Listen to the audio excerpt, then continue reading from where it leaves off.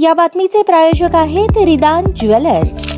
आमच्याकडे 24 crate, 22 crate, 20 crate आणि 18 कॅरेटचे सोन्याचे हॉलमार्कचे दागिने मिळतील। HUID नंबर प्रमाणित दागिन्यांसाठी GST बिल घेणे अनिवार्य। 100% रिसेल गॅरंटी। इतकेच नव्हे तर प्रत्येक 10 ग्रॅम सोने खरेदीवर 10 ग्रॅम चांदीचे नाणे 20 जुलै 2024 पर्यंत अगदी मोफत। ग्राहकांसाठी विशेष रिदान गोल्ड योजना। ग्राहकांनी सलग 11 हप्ते भरल्यावर 12वा हप्ता आम्ही भरणार। त्याची रक्कम 1000च्या पुढे कितीही। मजुरीवर 50% सूट देखील मिळेल। पत्ता रिदान jewellers, 133 new तिरेगाव, Chandni Chowk, forest, Solapur.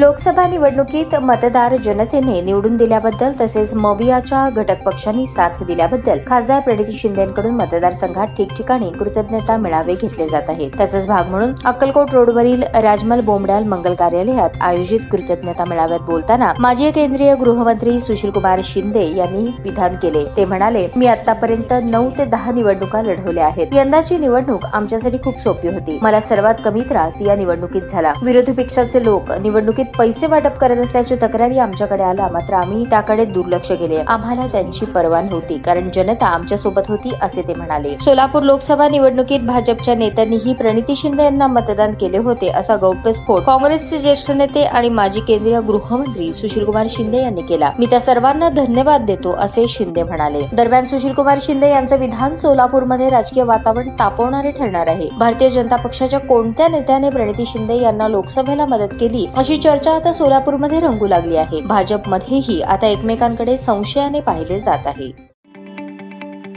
ताज्या बातम्या पाहण्यासाठी प्राईम महाराष्ट्र न्यूज चॅनलला सबस्क्राईब करा।